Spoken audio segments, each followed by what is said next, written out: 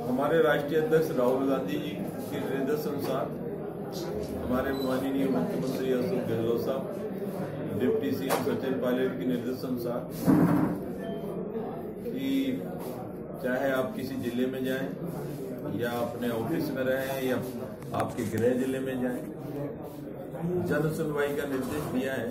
और जो हमारे माननीय राष्ट्रीय अध्यक्ष की भावना है कि जनता के बीच आए, जनता के द्वारा जो भी समस्याएं उनका फीडबैक लें और जो जन समस्याएं उनका समाधान जो हो सके तो मौके पर हो, और जिस लेवल पे है, डिस्ट्रिक्ट लेवल पे है, स्टेट लेवल पे है, वो उन समस्याओं का समाधान समय पर हो।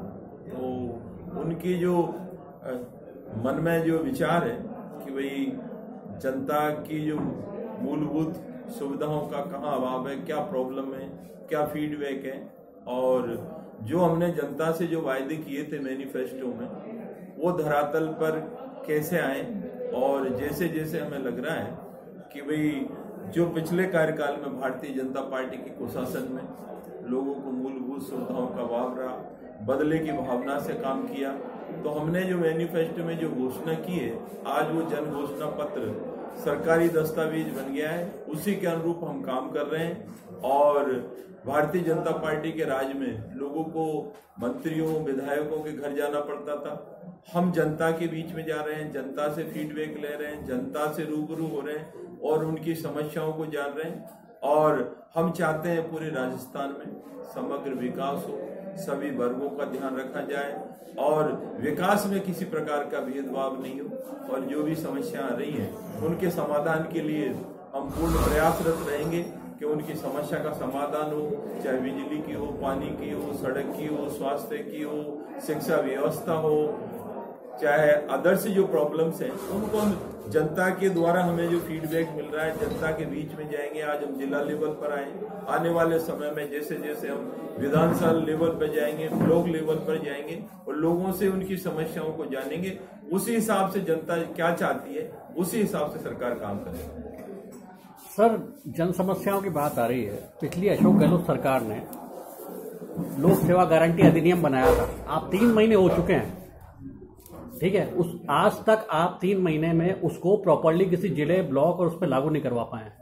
तो फिर इन जन समस्याओं की सुनवाई का मेरे को कोई मतलब जो प्रॉब्लम आपकी उससे सॉल्व हो सकती है, तो फिर जिला स्तर पे, ब्लॉक स्तर पे और पंचायत स्तर पे तो ऐसे क्या मजबूरी या ऐसी क्या बाध्यता आ चुकी है कि आप उसको 3 महीने में अभी तक उसको इम्प्लीमेंट नहीं करवा पा रहे हैं वहाँ पे पूरे ब्लॉक से? सारी 5 साल की जो चीजें जो हमने तय किया है वो 5 दिन में पूरी नहीं होंगी। समय किसी चीज में लगता है। जैसे अभी मैं जो लोगों के बीच में कहा था किसान का कर्ज माफ होगा, बेरोजगारी भत्ता देंगे, हमने 1 रुपए किलो गेहूं की देने की घोषणा की, वो धरातल पे आ गई है। तो सारी चीजें आप चाहेंगे 5 दिन में हो जाएगा, समय लगता है, सिस्टम है, सिस्टम के हिसाब से काम होगा। उससे बड़ी बात क्या होगी, सरकार का नुमाइंदा मंत्री हूँ, जनता के बीच में इससे बड़ी बात क्या होगी? कोई समस्या है, वो समस्या हमारे सामने आएगी, उस समस्या को कैसे हल कर सकते हैं। किसी भी चीज में कहीं कोई प्रॉब्लम है, उसकी डीपीआर बनेगी, कहीं प्लान बनेगा, कहीं कोई किसी तरह कोई बड़ी समस्या है, जैसे अभी आबू वाली समस्या आई, तो वहाँ डीपीआर बनेगी, वहाँ सर्वे होगा, उसके बाद डैम बनेगा, उसके बाद पानी मिलेगा लोगों को। तो अभी से हम शुरुआत में ही इन समस्याओं को लोगों के बीच में जाकर पता हमें लग जाएगा कि यहाँ मूल समस्या क्या है और ये समस्या का निदान क्या हो सकता है, इसकी फाइनेंशियली इस समस्या का समाधान कैसे करेंगे। बातों से तो होगा नहीं। भारतीय जनता पार्टी ने घोषणाएं बहुत की, कथनी और करनी में अंतर था, हमारी कथनी करनी में अंतर नहीं है। जो हम कहेंगे धरातल पर वही काम होगा। सर, आपकी ये सर अंतर आप जो बात कह रहे हैं वो एकदम, लेकिन ये वो कानून है, ये वो एक्ट है जो आपकी सरकार पिछली बार लागू कर चुकी थी। एक सर्कुलर में ये इम्प्लीमेंट हो सकता था, लेकिन अभी तक ये जो इसके प्रावधान थे, जैसे आईटीआई के हैं, जैसे आरटी के हैं, उन तो वो होती तो ये प्रॉब्लम्स आपके साथ नहीं आती। और प्रॉब्लम तो हम कौन सी चीज नहीं लाया, राइट टू एजुकेशन कौन लाया, खाद्य सुरक्षा एक्ट कौन लाया, नरेगा कौन लाया, ये कौन सी पार्टी लाई? हम ही लोग लाए। मतलब अभी इसमें टाइम लगेगा? क्या टाइम लगेगा? कुछ भी टाइम नहीं लगेगा। आचार संहिता लगने वाली है, हम शीघ्र ही इसको लाने वाले हैं। तो सारी चीजें कोई एक्ट लाने से नहीं होता। एक्ट की जो उसको प्रैक्टिकली इस रूप में रूप देना है, उसको लोगों के काम हो। एक्ट लाने से काम नहीं चलेगा। सर, महिला सुरक्षा को लेकर के सवाल उठे जन सुनवाई के अंदर। कानून व्यवस्था प्रदेश के अंदर अभी भी उसी प्रकार से है जिस प्रकार से पिछले 5 सालों से चलती आ रही है, उसमें क्या बदलाव कर लिया आपके इस बार? इसमें तो निश्चित रूप से पिछले कार्यकाल में माननीय मुख्यमंत्री वसुंधरा राजे मुख्यमंत्री थी, उन्होंने जब अपने स्वराज संकल्प यात्रा के दौरान कहा था कि महिलाओं की सुरक्षा होगी, महिलाओं को सम्मान मिलेगा, लेकिन सबसे ज्यादा अपराध, शोषण, जो भी हुए, बलात्कार हुए भाजपा के कार्यकाल में हुए। हमने जैसे ही सत्ता संभाली है, महिलाओं को सुरक्षा सम्मान दोनों मिलेगा और महिला सुरक्षा, जो अपराध की बात कर रहे हो, निश्चित रूप से अंकुश लगेगा।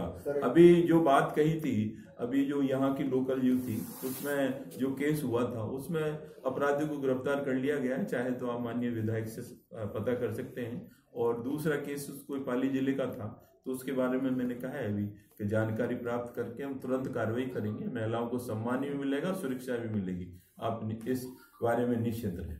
खाद्य सुरक्षा को लेकर भी बहुत सारी समस्या प्रदेश में है। कई लोग सवाल उठाते हैं खाद्य सुरक्षा के लिए, मतलब दुकानें भी नहीं खुलती है, उसके लिए आप किस प्रकार क्या? खाद्य सुरक्षा में सर एक बड़ा ये है कि बहुत से लोगों के नाम काटे गए, जिस प्रकार से कांग्रेस ने फायदा दिया था गरीब लोगों को, बीजेपी सरकार ने आते उसको मतलब 60% लोगों के नाम काट दिए। तो सर जो मात्र लोग हैं उनको नहीं मिल पाया, उसके लिए अपन वापस क्या प्लानिंग करेंगे, किस प्रकार से? भारतीय जनता पार्टी के समय में करीब 80 लाख लोगों के नाम काटे गए, तो एक बड़ा विषय था और उसमें पात्र व्यक्तियों के भी नाम कट गए। अभी कुछ लोग ऐसे हैं भारतीय जनता पार्टी के समय में, करीब 10,38,000 तो पहले, करीब 2-3 महीने पहले थे, अभी करीब 11 लाख लोग ऐसे आ गए हैं जिन्होंने सिर्फ राशन एक बार लिया है। तो ये क्या है, थोड़ी सी व्यवस्था है, हम समीक्षा कर रहे हैं कि अपात्र व्यक्ति इसमें जुड़े हुए हैं, तो धीरे धीरे हम परीक्षण करने के बाद हम जो पात्र व्यक्ति हैं उनको भी जोड़ रहे हैं। जिन जिलों में लंबित है आवेदन है, खाद्य सुरक्षा योजना से जुड़ना चाहते हैं, उनको जोड़ेंगे। और थोड़ा सा बीच में चुनाव आ गया, नहीं तो हम कोशिश है हमारी कि इनकम टैक्स पेयर है और सरकारी कर्मचारी, अर्ध सरकारी कर्मचारी जो लोग हैं, उनको बाहर करके हम अन्य सभी श्रेणियों के लोगों को खाद्य सुरक्षा योजना से जो भी व्यवस्था होगी उसको उपलब्ध करवाएंगे। हमारा नया प्लान है कि अन्नपूर्ण भंडार की तरह एक ऐसी स्कीम, ऐसा प्लान ला रहे हैं जो आम उपभोक्ता को मतलब खाद्य सामग्री एक न्यूनतम कम कीमत पर मिले, उसको कोई किसी प्रकार की परेशानी नहीं हो। दूसरा, भी हमने जो खाद्य सुरक्षा योजना में 1 मार्च से जो हमने घोषणा की थी कि 1 रुपए किलो गेहूं बीपीएल, स्टेट बीपीएल, अंत्योदय योजना के लोगों को मिलेगा। और वो फरवरी में जो लोग वंचित रह गए इस योजना से, जिनको नहीं मिला है, वो फरवरी का गेहूं भी अभी मार्च में उनको भी 1 रुपए किलो ही मिलेगा, 2 रुपए किलो नहीं मिलेगा, 1 रुपए किलो मिलेगा। तो हमारी जो स्कीम है कि इस सिस्टम में मजबूत ठोस निर्णय हो हमारे और पारदर्शिता के साथ हो, जो हमारा उपभोक्ता है उसको सही समय पर सही मात्रा में खाद्यान्न सामग्री उपलब्ध रहे। इसके लिए हमने जो निर्णय लिए हैं कि पोर्टेबिलिटी का सिस्टम था, थोड़ा सा 1 रुपए किलो गेहूं के आने की वजह से थोड़ा अलग अलग उनको वेरीफाई किया गया, इस वजह से रुक गया है। नहीं तो हमने एक सिस्टम डेवलप किया है, अभी थोड़े दिन में थोड़ी सी जैसे ही हमारा सिस्टम पूर्ण तरह लागू हो जाएगा तो आप जिले में कहीं भी किसी भी राशन की दुकान से आप गेहूं ले सकते हैं। ये पोर्टेबिलिटी सिस्टम हमने लागू कर दिया है। दूसरा, जिनके अंगूठे की संरचना या उंगलियों की संरचना समाप्त हो गई है, उसके लिए हमने EO, EI, BDO, SDM, DSO, ये 5 व्यक्ति में से कोई भी एक वेरीफाई कर देगा, उसको 10 चक्कर नहीं काटना पड़ेगा। दूसरा, आई स्कैनर जो हमारा है, जो कहीं भी जाता है मोबाइल से या मशीन पर जो उपलब्ध होगा, उसके माध्यम से भी उसको गेहूं मिल सकेगा। कोई ज्यादा वृद्धजन व्यक्ति है, वो घर से नहीं आ सकता, तो वो किसी को भी आइडेंटिटी वेरीफाई कर दे कि भाई ये पड़ोसी को देना है, मेरे रिलेटिव को देना है, तो उसके घर भी हम खाद्य सामग्री पहुंचाने की व्यवस्था करेंगे। और आने वाले समय में इन्होंने सिर्फ गेहूं दिया है, हम अन्य खाद्य सामग्री जो गृहस्थी में काम आने वाली रोजमर्रा की चीजें, उनको भी एपीएस डीलर के दुकान पर उपलब्ध रहेंगी। और आने वाले समय में हम हमारी जो आवंटन कमेटियां हैं, समितियां हैं, सततः समिति है, नई राशन की दुकानें, नए राशन डीलर बनाने का हमारा जो, जहां दुकानें 500 राशन की 500 राशन है, उससे ज्यादा अधिक राशन है, या 2000 यूनिट है उससे ज्यादा है, या कहीं 8 किलोमीटर है, कहीं 7 किलोमीटर है, 3 से अधिक किलोमीटर की दूरी पर, तो वहां पर भी हम नई राशन की दुकानें खोलेंगे। सर, उज्ज्वला योजना वाली एक समस्या आपके सामने अभी आई कि दूसरा सिलेंडर आदमी ले नहीं पा रहा है, और जब राशन कार्ड के ऊपर मोहर लग जा रही है कि सिलेंडर डिलीवर्ड, तो उस कंडीशन के उसको कैरोसिन भी नहीं मिल पा रहा है। तो इन समस्याओं के निस्तारण के लिए आपके पास क्या? हम जहां हमें जरूरत महसूस हो रही है प्रैक्टिकली कि भाई यहाँ कैरोसिन की जरूरत है, तो हम 2.5 लीटर देते हैं एक आदमी को, उस हिसाब से तो उस को भी हम 2.5 से 5 भी कर सकते हैं जहां आवश्यकता है वास्तव में।